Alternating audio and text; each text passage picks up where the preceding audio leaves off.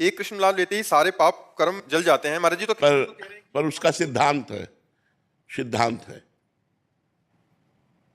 जो पुरानी मोटर होती है वो एक बार में स्टार्ट नहीं होती, नहीं? ढर ढर ढर, फिर किसी गर्म होते होते किसी उसमें स्टार्ट हो जाती। ऐसे ही बहुत जन्मों से बिगड़ैल मोटर हमारी है, मन बहुत बिगड़ैल है। एक बार जो नाम लिए हित सो होए अति दीन, शर्त है एक बार में।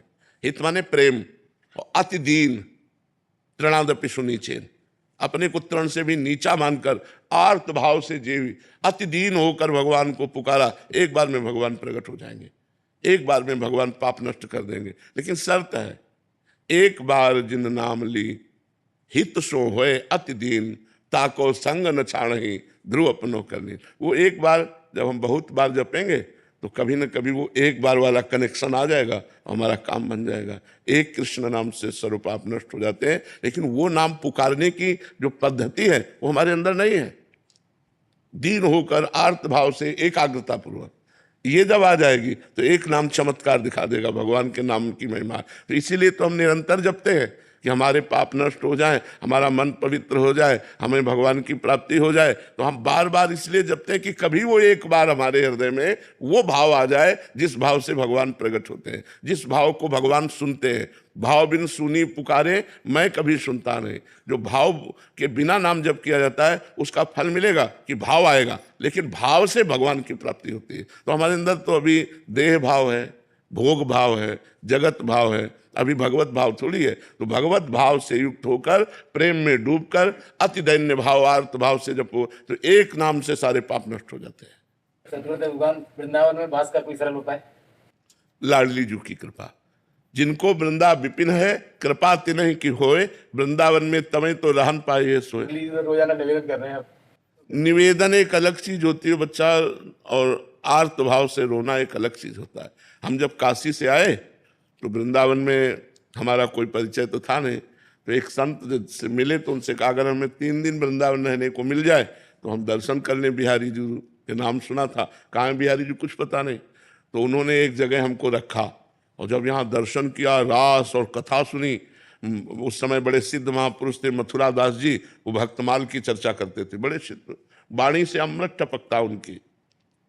अब तो मन रम गया, और जिस आश्रम में रखा वहाँ संत सेवा होती थी, तो वहाँ हटाने का कोई नाम नहीं था।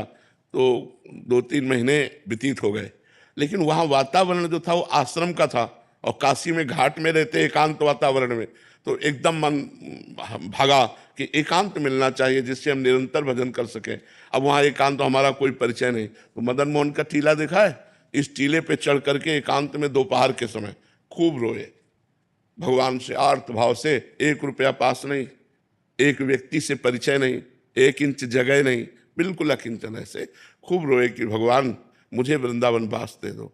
कहीं भी अगर एक कोने में मैं पड़ा रहूं, वृंदावन से कभी बाहर न जाऊं, तो मेरा जीवन सार्थक हो जाए। प्रभु अब मैं रास के बिना नहीं जी सकता, अब मैं वृंदावन के बिना नहीं जी सकता। ये जो भगवत कथा होती है, ये जो रास होता है, उस समय उड़िया बाबा में रास हुआ करता था, अब तो सब परिवर्तन हो गया।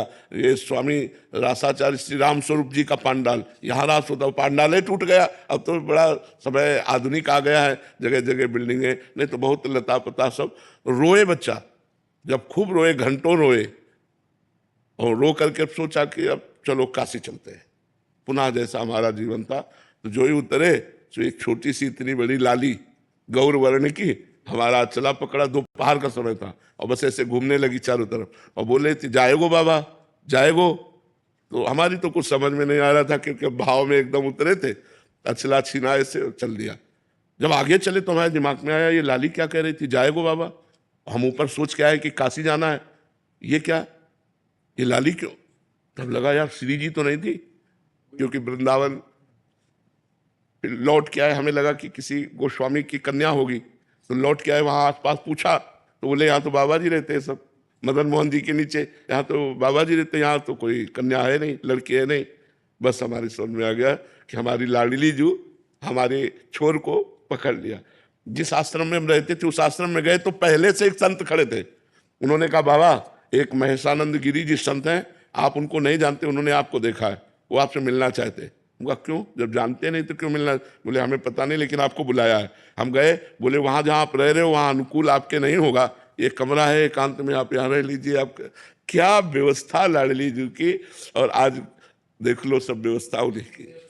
तो यहाँ वृंदावन वास के लिए एकमात्र केवल रोना ही साधना है कि लाडली जो रीझ जाए और वो पास दे दे तो सब व्यवस्था बन जाए। यहाँ कोई धन बल से वृंदावन नहीं रह सकता, क्योंकि पास जब तक नहीं होगा